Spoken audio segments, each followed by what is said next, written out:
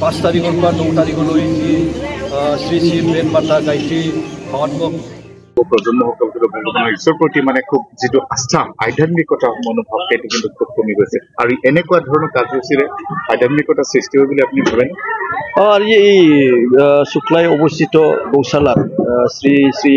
ৰাম জানকী বাপুজী আশ্ৰমত আজিৰ পৰা 9 তাৰিখলৈ এটা মহাযজ্ঞ লোৱা হৈছে মানে গায়ত্ৰী মা গায়ত্ৰীৰ মানে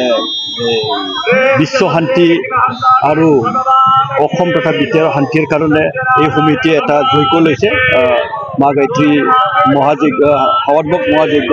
তো এই মহাযজ্ঞৰ কাৰণে আজি কলহ যাত্ৰা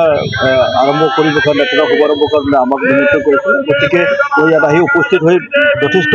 ভাল লাগিল হয় আপুনি যিটো প্ৰশ্ন সুধিছে আজিৰ তাৰিখত নতুন প্ৰজন্মই ঈশ্বৰৰ প্ৰতি তথা আধ্যাত্মিক দিশত মানে আঁতৰি থাকিব বিচাৰিছে কিন্তু আমি সকলোৱে জানে ঈশ্বৰ নহ'লে আমি মানে চলিব নোৱাৰো গতিকে ঈশ্বৰৰ প্ৰতি শ্ৰদ্ধা ঈশ্বৰক মানে আৰাধনা কৰি ঈশ্বৰে আশীৰ্বাদ কৰিলে আমি এই জগতখনত শান্তিৰে বসবাস কৰিব পাৰিম গতিকে ইজনে ইজনক ঈশ্বৰ বুলিতো আমি দেখাব নাপাম কিন্তু ইজনে ইজনক পৰস্পৰক মানে মিলা প্ৰীতিৰে থকাটোৱে এটা এই ধৰণৰ যজ্ঞৰ দ্বাৰা এটা মানে সমিল মিল তথা পৰস্পৰক বিশ্বাস এটা আনিবৰ কাৰণে এটা মাধ্যম এইটো গতিকে আশা কৰিছোঁ এই যজ্ঞৰ দ্বাৰাও আমি নতুন প্ৰজন্মক বহু কথা শিকাব পাৰিম আধ্যাত্মিক দিশত ঈশ্বৰক শ্ৰদ্ধা কৰিলে আমি অন্ততঃ নিজেও এটা ডিচিপ্লিন এটা জীৱন যাপন কৰিবৰ কাৰণে পাৰিম আৰু যেতিয়া ডিচিপ্লিন জীৱনত আহিব তেতিয়াই মানে আমি সকলোকে মৰম আঁকোৱালি লোৱাৰ এটা মনোভাৱটো জাগ্ৰত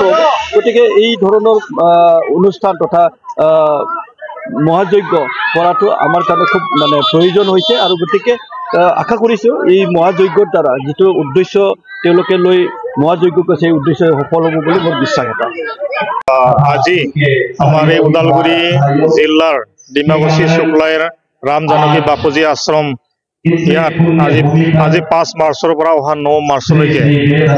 শ্ৰী শ্ৰী বেদ মাতা গায়ত্ৰী মহাযজ্ঞৰ আমি আয়োজন কৰিছোঁ আজি প্ৰথম কাৰ্যসূচী আছিল ধৰ্মযুঁজা উত্তোলন ইয়াৰ আমাৰ BTR EMW বৰ ডাঙৰে ধৰ্মযুঁজাখন উত্তোলন কৰে তাৰ পিছত কলযাত্ৰা আছিলে কলযাত্ৰাটি আমাৰ সমাজ সেৱক সন্মানীয় জৌচাং বৰ ডাঙৰীয়াই উন্মোচন কৰি দিয়ে আৰু আজিৰ পৰাই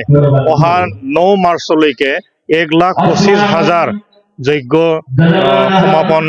যজ্ঞৰে ইয়াত মানে সমাপন কৰা হ'ব গতিকে সকলো ৰাইজৰ সহায় সহযোগিতা আৰু ইয়াত আহি ফালে বিশ্ব শান্তি তথা শান্তি সম্প্ৰীতি আৰু আধ্যাত্মিক